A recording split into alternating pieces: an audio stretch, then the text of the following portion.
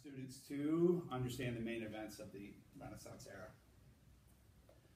And when I mean main events, I also mean main ideas, philosophies.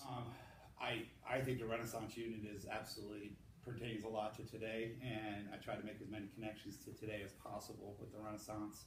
And next 10 to 12 minutes or so, we'll be looking at Machiavelli quotes.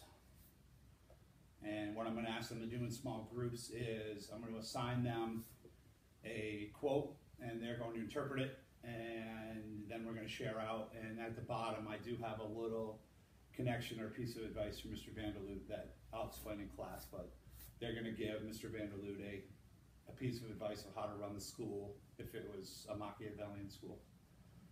I'll ask about diesels and why there are more turbos than superchargers of diesels. And we kind of discussed that a little bit. We watched a couple videos last week about that. And then we're going to introduce fuels. I'm just going to basically touch base on fuels a little bit. One of the big things around here is with all the farming, I'm going to try to tie fuels with ethanol. And the corn production, kind of ask the kids, you know, if you're a beef farmer, do you like ethanol? You talked about the students are going to give Mr. Vanderloot advice. Is that going to happen today? Or would that be Is that on the tail end of the Machiavelli, there'll be 5 quotes from on there. Kind of the ones that I hope will invoke some discussion. And then at the bottom, they'll write I made up a word, Machiavellian-esque thing for Mr. Vanderloot. What I'm hoping for is they have fun with it. Like, you know, you need to, you know, in-school suspension needs to be harder than it is, so the kids never come back there again. By an Iron Maiden. Yeah.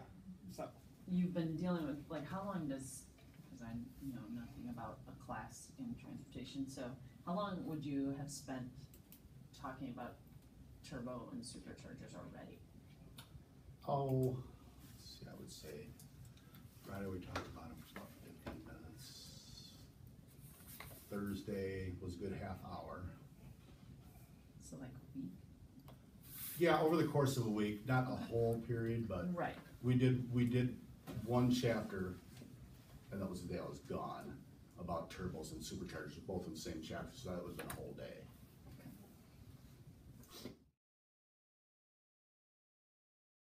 So, in, let's say like your diesel, what do you got? 72 millimeter Cheeto. It's a turbo or super? It's a turbo. Why do we want a turbo in the diesels? Third ramp. Force more air and fuel together. Okay, so push more air from where? The exhaust. probably don't want to do in-school suspension a little bit differently. Maybe, well, wait a minute. We have someone from the inside. Oh my goodness! Wait a minute. This is your chance to make it tougher for the people who follow in your steps. Yes. Wasn't it too cold in there? Yeah, you might. 2 minutes. Between superchargers and turbos, which one will give me immediate Supercharger, because it runs directly off your engine. What's that? Supercharger, because it runs directly off your engine. Keyword. What was that keyword? Begins with an R? Risks. You have to take a risk if you want to be successful at something. Talk about what connections can you make with that. Can you give me an example maybe from your life or from history or from anything about taking a risk? What about you? You're a dancer, aren't you? Yes. Have you ever had to take a risk in one of your POM routines? Like what? Give me an example, because I am up to date on the modern trends. We had to do double version cartwheel and kind of fall on your foot inside it. And you hit it, and did you get a good score? Yeah. No risk, no risk, no reward, right? What do we think about ethanol? Made out of corn. You like that? I like that. There's a corn price. So you're a corn farmer. Number 2, dose. Your turn. The first method for estimating the intelligence of a ruler is to look at the men he has around them. What does that mean? The people who surround you basically define you.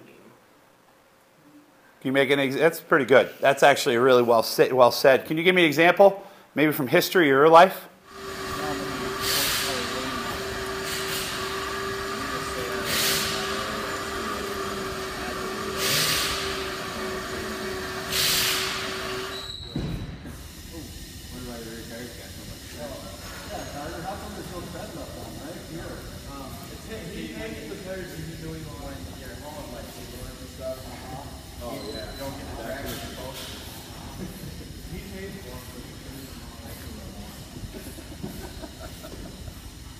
Questions? Hey, I'm challenging you to think. Hey. Brief non-obstructive reaction to too late students. I saw the lab sign up on the board. I saw Steve keep moving the whole time he was instructing or asking questions. Engaging a lot of different students.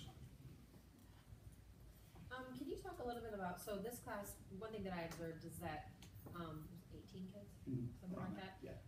Pretty high engagement. I saw pretty high engagement. I didn't see any kids on cell phones, which to me is always impressive. I didn't see any of that at all. Can you talk a little bit about like your larger classes, and do you have the same like rate of engagement? And if so, do you do things differently?